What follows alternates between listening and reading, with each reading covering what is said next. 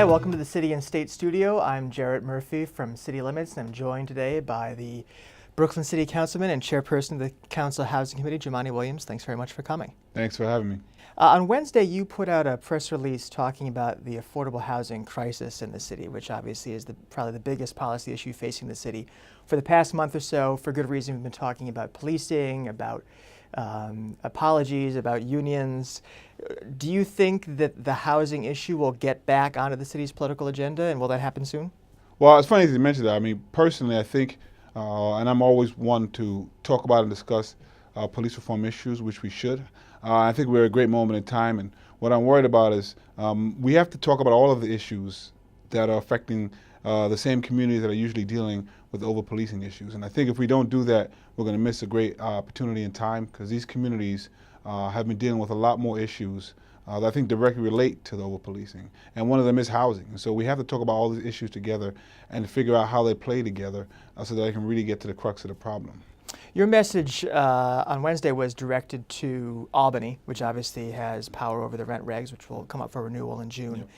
Yep. I think, I don't want to quote directly because I don't remember, but you mentioned something that the mayor's affordable housing plan, while ambitious, kind of depends on state action. Could you tell me sort of how, do you feel as though if de Blasio doesn't get a renewal of rent regs that his plan falls apart? Does it not deliver? How I think if you don't get rent regulation and you don't get a strengthening of the rent laws, or if rent regulation goes away, the housing plan is moot, because the biggest affordable housing plan that we had, quote unquote affordable, because people use that word a lot, is rent regulation.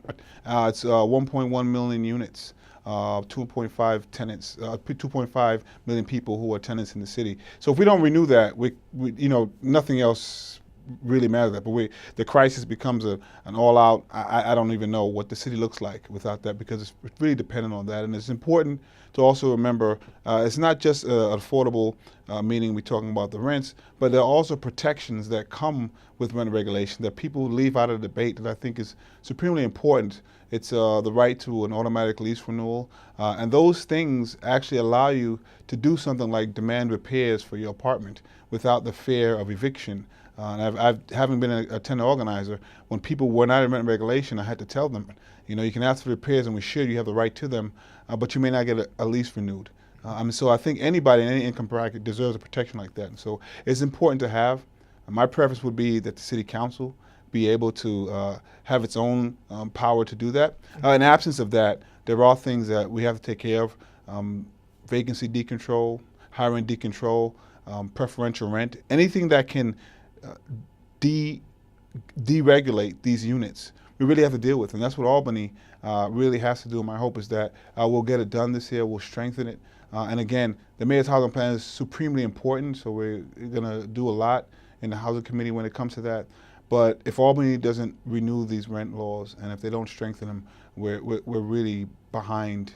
I don't know what. The 8 ball is not even a good analogy here. Right, the 9 ball. Maybe. Yeah, we're destroyed.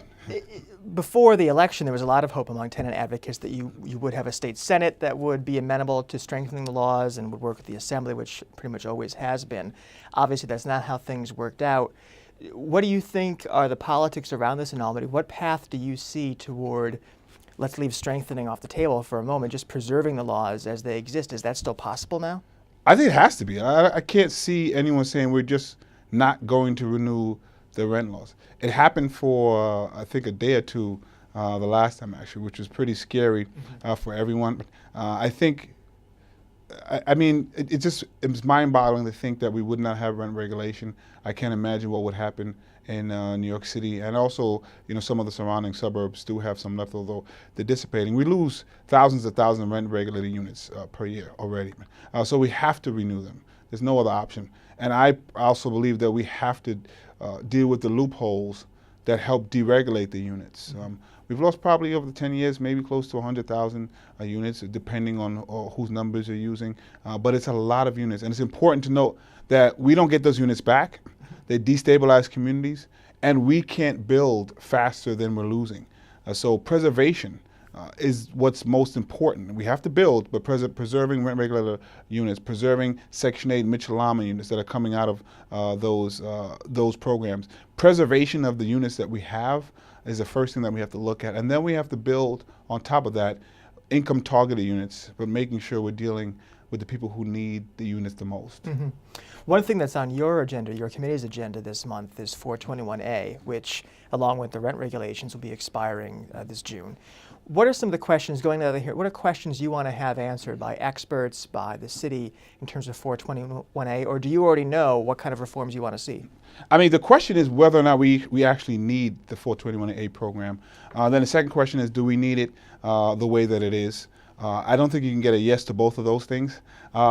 It's funny, the Fiscal Policy Institute put out a report, I think it was Wednesday also, basically listing that as one of the problem tax abatements that exist to the wealthy. And I think we have to look at what is our rate of return for the money that we're getting, the money that we're giving. And so 421A, I don't believe we're getting the right rate of return. I also believe the government does have to put up money. We do have to put our skin in the game to make sure we get the units we need, but we have to demand a lot more. And I don't think the units that we've gotten back from 421A at all match that rate of return that we're looking for, and we have to look at it very hard. We have a hearing actually coming up on 421A. I believe we'll have another one again in the next couple of months. It's a very important issue. If we're going to give up our money and our taxes, which we should, we just have to make sure that we're getting the units that we need to the people who need it the most. And that's what's important. As I said before, people use the word affordable, but they're talking about 120% of AMI, 100% of AMI. Those are not the income bands that we need. We need it as we go deeper. And as a matter of fact, the higher you go in the income band, the vacancy rate expands. And so there's a lot of units on the market now that are empty.